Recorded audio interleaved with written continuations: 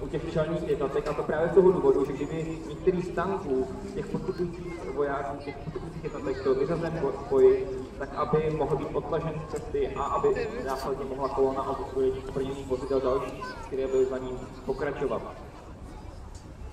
Co se týká těch fotografií, tak samozřejmě ukládáme fotografie, vytváříme materiály a určitě i na stránkách třeba klubu Tobia mají k dispozici fotografie z akcí nejenom z těchto, ale i z dalších. A já nevím, na stránkách Military klubu najdete určitě také archiv fotografií nejenom z těchto akcí. Například na stránce www.plzeň1945.cz, tam bych určitě doporučoval, tam najdete nejen fotografie ze Slavonské vody, ale i fotografie právě dobové a dobové záběry. Tak a teď si prosím všimněte toho chlapíka, co momentálně prochází kolem divadla. Pane Bajere, poprosím o komentář. Chtěli bychom pozdravit Mikyho Kindla, teďko si podává ruku s panem primátorem. Od loňského roku je Miky organizátorem kolony a chtěli bychom mu za to všichni poděkovat. Díky, Miky. Doufám, že nebude střílet o streamy a všechno to pak nedojde.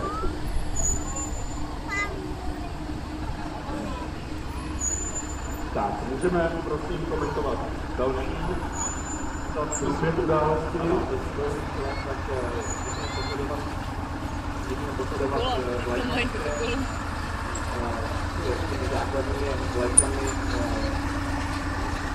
Takže nejede pásák. Nejede pásák i můj. Několik, samozřejmě se do další a další země, ale tady jsou vlastně zastoupeny alespoň nejsou, které nejsou na tom provozování našeho země. Čili americká, britská, francouzská a belgická. A se nám tady před divadlo blíží první vozu s veterány, kde tedy jako první ve vetelském vozu Dodge je to vnuk generála Petan George Petan Waters. A za ním je to ve vozu Chief, je to syn plukovníka Nobla Charles Noble. Ten je v uniformě americké námořní pěchoty.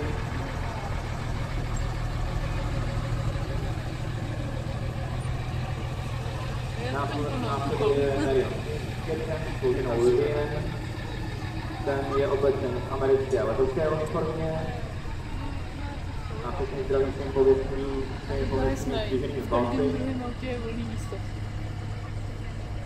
To je taková jeho obchodní značka, jak sám říká. Krásná. Jak si povídá o všem.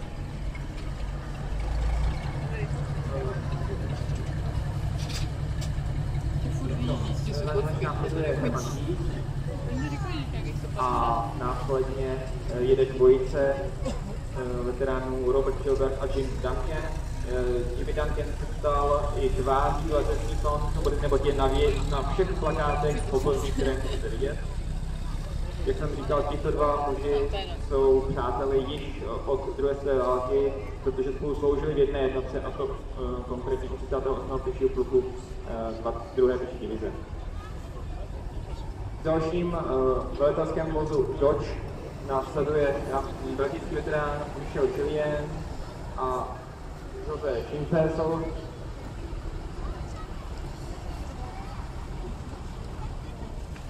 Za nimi jede opět americký veterán Stephen Mason.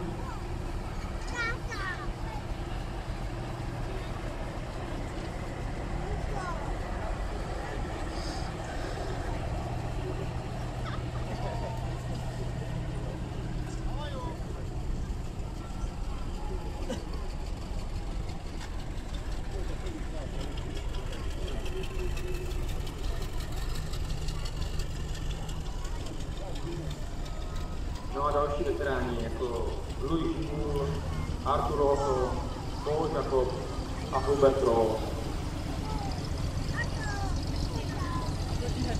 Jsme viděli vlajku belgických národních barvách, jedná se o prapor bratstva 17. selského praporu.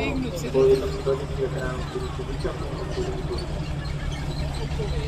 Srdečně vítáme americké a belgické veterány. Váš potlesk patří právě jim.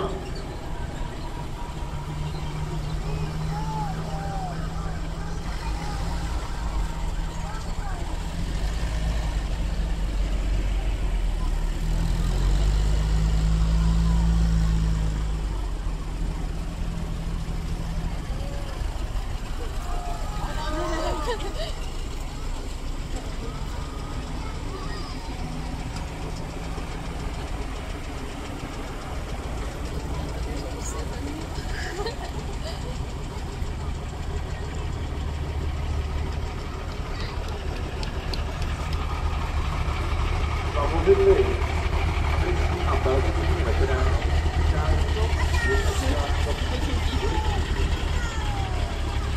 Nám reprezentují opětovný bojovostí mezi americkou armádou a ostatní národy spojenců, kteří byli společně na České alianci. A mimo jiné vlastně celý postupný dávky se konala již v roce 1935.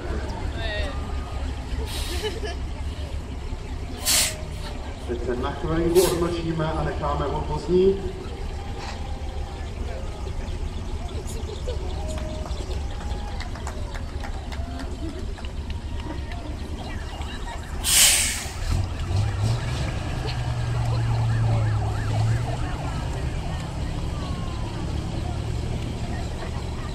Můžeme pokračovat. Postupný udání pak jedou vozidla, tedy samozřejmě já jsem tam jede ještě na motocyklu. Opět vstupuje i další československé postavy, protože do povstání na celém československém území, tedy profesoráti, kteří zapojili i členové technictva. Tak za ním následují vozidla především anglické výroby, jelikož reprezentují československou samostatnou obrněnou brigádu. Jednotku našeho západního západního odboje formovanou ve Velké Británii a v toho bude velmi vybavena. Tato jednotka bojovala v roce 1944 u francouzského městečka Tanger, ústavu Tanger, kde byla bojová tedy až do samotného konce války, ale malou skupinou mužů pod vedením plukovníka Smíka vyslala napřed, aby se alespoň symbolicky zúčastnila odpůzení na západní svět společně s americkou armádou. Takže hned 7. května, den po příjezdu Američanů do Plzně, vstoupili do Plzně i příslušníci československého odboje z západu.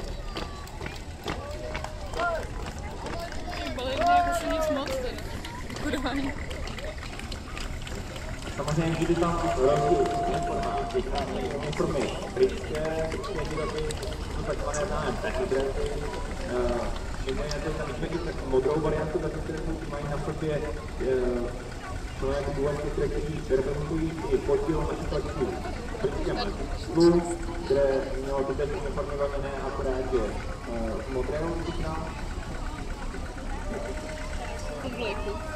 A ještě právě od místa, odkud to dokumentujeme, čili z budovy divadla, tak hned naproti pak můžete položit květinu pomníku, který právě věnován všem účastníkům západního odboje během druhé světové války.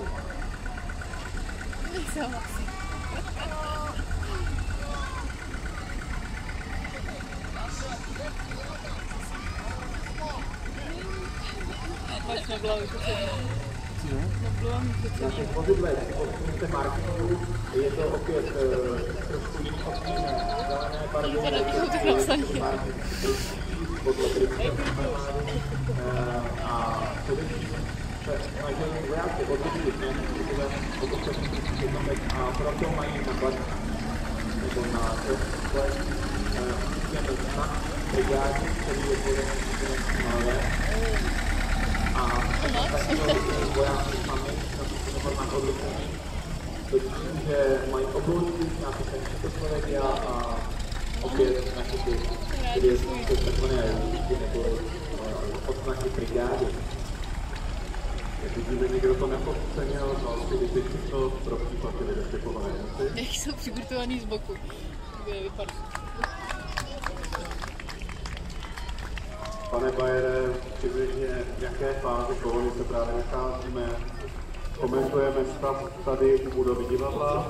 Já myslím, že by nám právě skončilo takzvané to bojové čelo kolony a pokračují jednotlivé vozy jednotlivých účastníků a klubů když jsme se dostali do fáze právě těch takzvaných G-fazů, tak jak je tady Petr popisoval. A myslím si, že se jedná o fenomén, prostě, který je v České republice výjimečný asi v celém světě, kde samozřejmě jak běží čas, tak už ty kluci mají možnost si pořídit nějaký ty uniformy, nebo pobírat, sehnat nějaký ty staré věci a přizpůsobují se dobově i těm automobilům nebo těm vozidlům, který je reprezentují.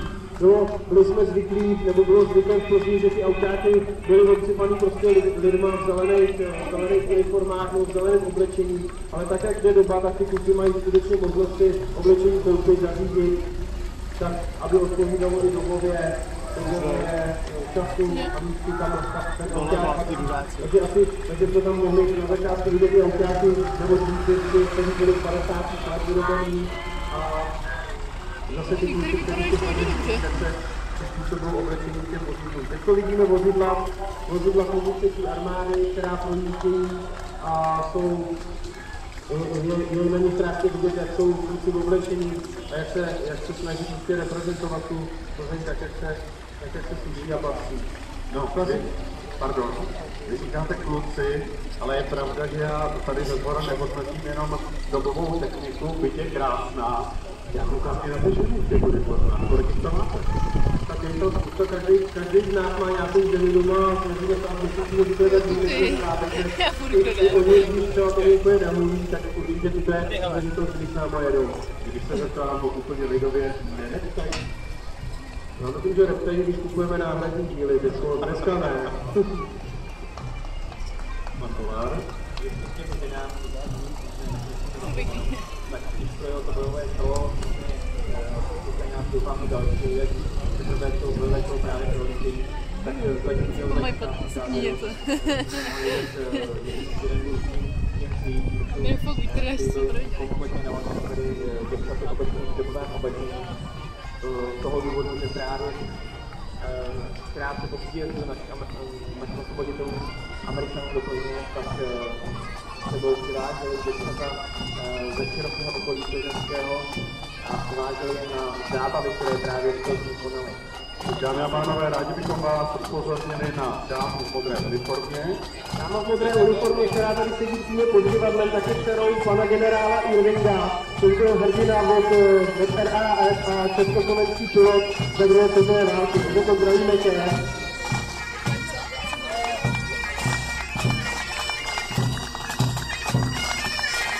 Tady vidíme vozidlo, které je v takové barvě, to vždycky nám musí do té zelené barvy, která se používala za druhé světové války v Evropě.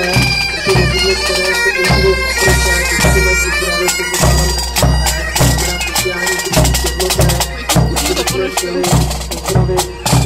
Na konci bylo důležitý ve středu hlavně spoustu vody a spoustu pohonných hmot, protože to byly jednotky, které byly diverzní akce sílu Romelových vojsk.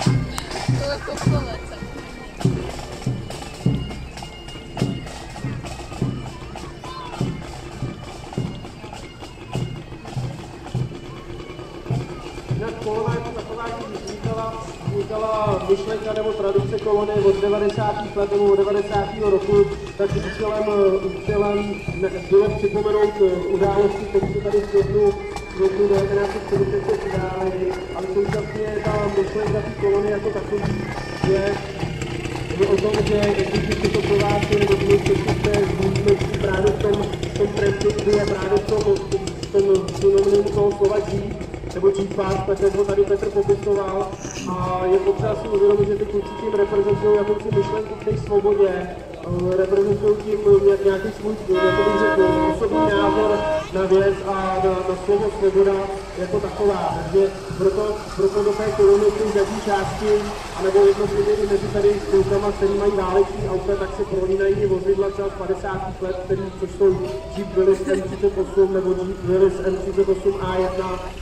Předpokládám, že uvidíme nějaký vozidla i Ford a podobně. My tu kolonu v té zadní polovině uzavíráme rokem 1975 a je to hlavně proto, protože není možný, abychom ty kluky, který v těch autácích jezdili za hluboký totality a neměli na ty auta, nebo prostě celý život použili po tom autáku, tak proto vyjadřují jakoby přítomnost té koleně a soucítí nebo cítí se právě s tou bílou hvězdou, která symbolizuje míru svobody nebo slovo svoboda pro nás. Někdo může možná propadat na klamnému dojmu, že ta kolona je rozstor stejná, jak se může nastudovat do dnešní podoby. Když jsme vzali, když se s úsměvem koukáme na fotky z roku třeba 90, 91, 92, tak vidíte, v 90. roce jsme tady měli třeba Jeepa Verise, který měl chromovaný věci, byl celý chromovaný, protože ty kluci prostě to tak chtěli to mít jako jiný, a nemohli se na těch autácích ty jiný hvězdy, nebo ten marking, který tam americký je, tak ho nemohli mít. Takže to byla různorodá směs vozidel, celý leta udržovali ve stavu provozní schopný, skáněli se na to všemožným způsobem díly. Ale tak, jak skutečně ten čas těch 24 let jde, tak ty autáky dneska, ty díly se dají sehnat, máme přístup do Evropy, máme přístup k těm uniformám a podobně, takže ta kolona se mění, jako by řekl, do kvality, to znamená, že ty Jeepaři se snaží tomu dnešní lidi přizpůsobit se dobrověk k roku výrobu toho vozidla. To znamená, že když to hodně zjednoduším, tak je výrazně vyšší štátní kultura? Určitě, je výrazně vyšší štátní kultura. Tady se třeba pod náma teďko produktní vozidlo M38 a M38, to bylo z výroby 1950 až 52. Těch autáků bylo vyrobeno poměrně málo a bylo to z toho důvodu, že probíhala válka v Koreji a začal být nedostatek techniky jako přebytků z druhé světové války a bylo potřeba vyrobit výkonnější vozidlo a proto jsme teda měli možnost vidět třeba M38. Doufám, že tohle není medvídek mistra vína. To je nějaký talisman, určitě, aby dojeli spoustu kilometrů.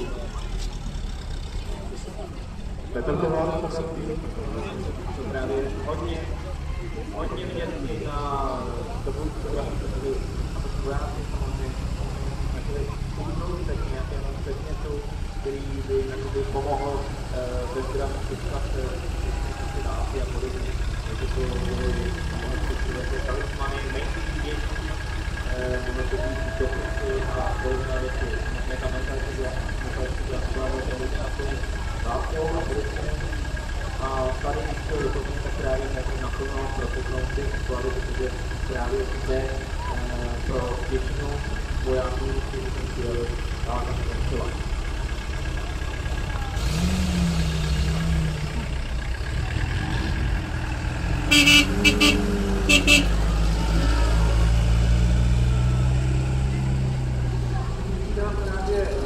Tady vidíme několik lidí, kteří se v podstatě můžete si všimnout základní rozdíl, který přímo pod divadlem pod balkonem je Dodge VC51, to znamená varianta bez navijáku, za ní jede Dodge VC52 s navijákem a za ním jede Dodge, který má 3 nápravy, to je Dodge VC63, takže můžete si všímat různých modifikací těch jednotlivých vozidel.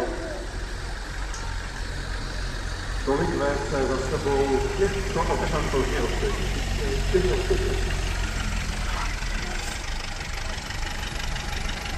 Tak já jsem vám jenom takovou humornou vzpomínku, když jsem před asi 2 rokama svůj auták dal dohromady a měl jsem prémiovým vozem, tak mi na to došel benzín, což je pro nás nějaký taková meka a prostředku mi došel benzín, tak mi to kamarád víc nalalo, takže takový věci se stávají.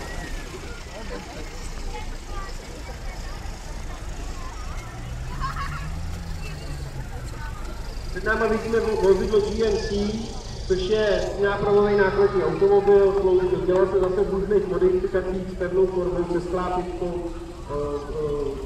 různý nástavby na to byly, jeřáby a podobně. Vozidlo se převážně používalo v přepravě vojáků, nebo určitě možná řada z vás bude znát Red Bull Express. To znamená, tíha těchto vozidel nesla zásobování celé armády nebo celou to logistické zabezpečení. Většinou to řídili vojáci Černoši a byla to strašná dřina a vlastně se nedala ta žíznivostí armády uživit, protože vlastně se žádná ofenziva nedokázala udělat. Tak, jestli to dobře slyšel, tak teď nás někdo volá, bude nám konkurovat, tak schválně, jestli k tomu dojde k budově divadla.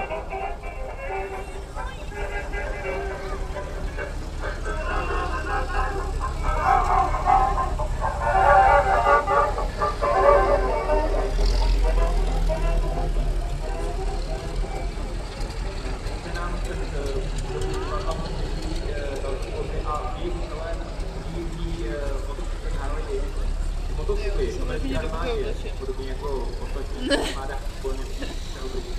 nefungovaly jako bojová vozidla.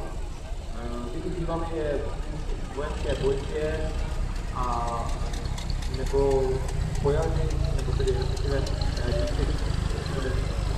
převážely právě rozkazy mezi jednotkami a byly především organizování dopravy, čili pro akci, jako je kolona, tak to bylo velice potřebné vozidlo.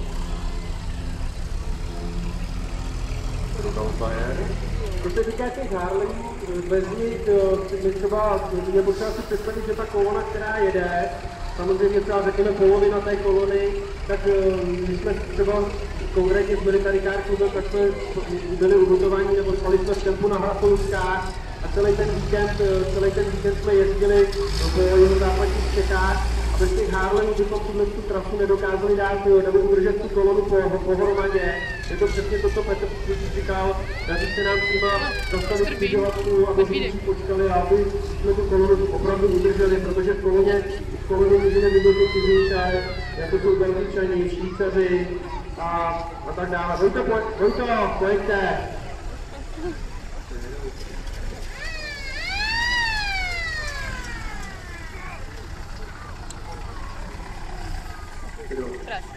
Se nám hýbají.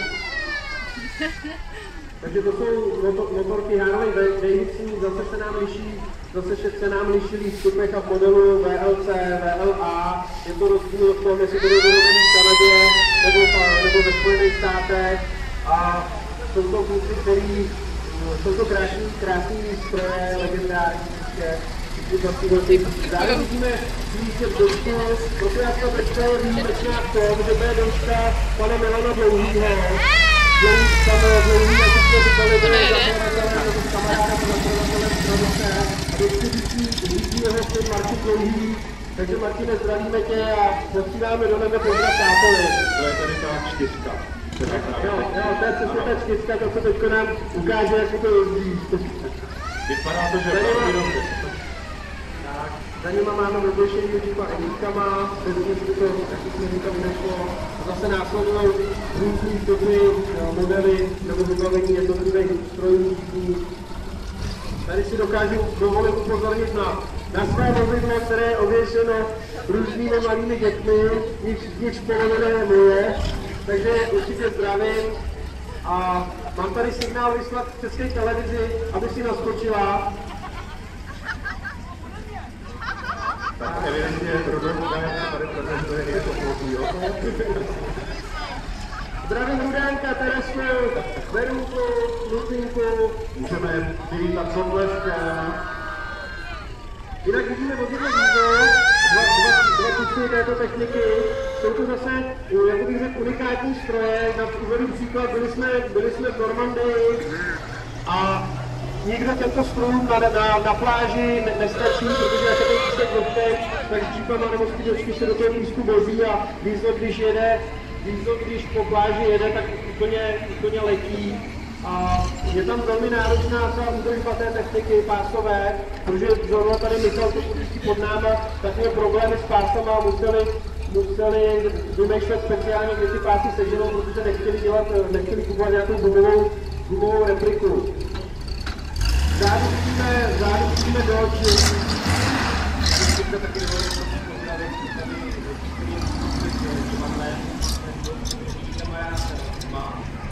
Maďarovi, který má mojí Martincem na Barčou a Martincem právě na té papíře boural a ten frajer, který ho vidí, tak ho dokázal tak dát do Posle, Tak jinak vidíme dočku, takzvanou generálskou dočku, to bude model VC53, používal se pro velitelské potřeby nebo byly tam třeba i radiostanice namontované a podobně.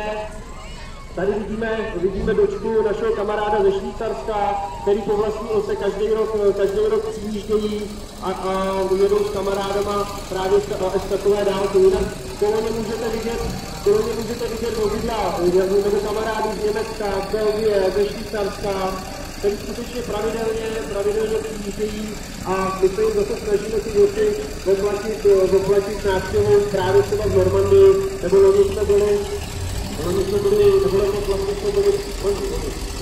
na kolegu do Švýcarsku, a pár se nám vezli, že byla nějaký státní vztahy a dostává jsem tu techniku, která u nás je těžká technika, to jsou tanky a podobně, moc není, protože u nás to nebylo tolik k dispozici. Tady bych si dovolil upozornit na Jeepa Váva paní Bohatové, což je Jeep, který vlastní od roku 1953, oni se na mě nebudou zlobit, a jezdili s ním na výlet na dovolenou do Jugoslávie, takže jenom abyste si dokázali udělat představu, dneska řídí Honza v krásných zbrojích. Je to typický model nebo typický příslušník fenoménu Jeepa. tak kdo ví, kde budou mít cíl tentokrát? Tady můžeme vidět sanitku VT54, kluci měli na začátku kolony ve variantě asi radulský, protože můžete vidět ve variantě sanitního vozidla a taky zase spousta různých typů nebo modelů těch jednotlivých vozů. Jinak co se týká, tady máme kamaráda ze Slovenska například, který za náma přijel, takže skutečně z celé Evropy a myslím si, že na ty 70. výročí je skutečně se na to těšit a že to bude stát za to. Tady vidíme nákladní vozidlo, to je vozidlo, které se používalo v 60. letech, například ve válce ve Vietnamu a řídí ho kamarád Oliver a Oliver je teda Němec. Každý rok za náma přijíždí z Německa, u nás v garáži má celou řadu různých vozidel, včetně Jeepů a tak dále, ale nejradši má tohle. Tady vidíme dočku VC54, M54, což je vozidlo, které se používalo ve válce v Koreji a ve Vietnamu. Generálně dočku. Klasika.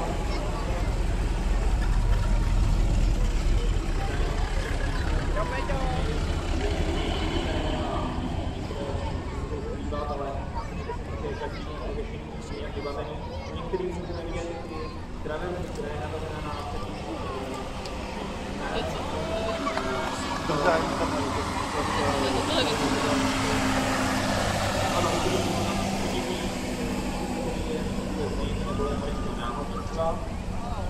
ta traverza vepředu nabavená na použila přetrhání. Ano, ještě jedna vstupka. Vidíme tady mávajícího Johna Del Santos, syn válečného veterána Johna Del Santos, který pravidelně do okolí ročů a použili se jim mezi náma. A John dokonce s náma pojede za měsíc do Normandie, přiletí z Ameriky a pojede s náma autobusem do Normandie a teď tam bude stát s náma ve stanu. Tam je ve volantu, moc díky naprosto unifikovaný vozidlo. Jinak tady můžeme vidět, zatím je to asi první Ford Mut, který jsme mohli vidět, je to konkrétně model Ford Mut A2. Zase vozidla, které se vyráběly od roku 69 a používaly se ve Vietnamu, za ně taky v různém marketingu. Jinak tady vidíme vozidla Humvee, to už je závěr kolony a můžeme se rozloučit a tady vidíme současnou techniku americké armády, včetně výzbroje.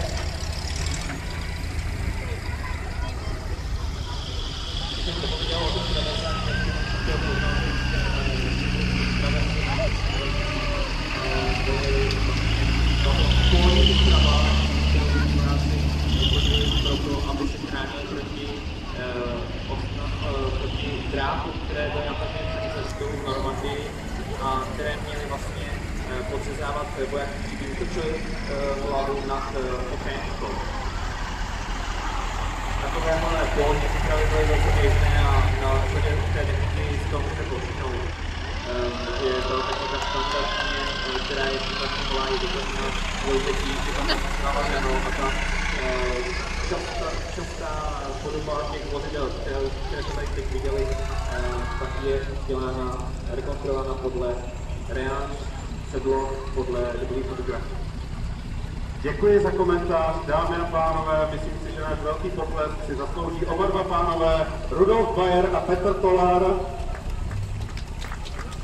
kteří jednak tu kolonu vyšperkovali historickými souvislostmi, stejně jako dalšími důležitými informacemi na adresu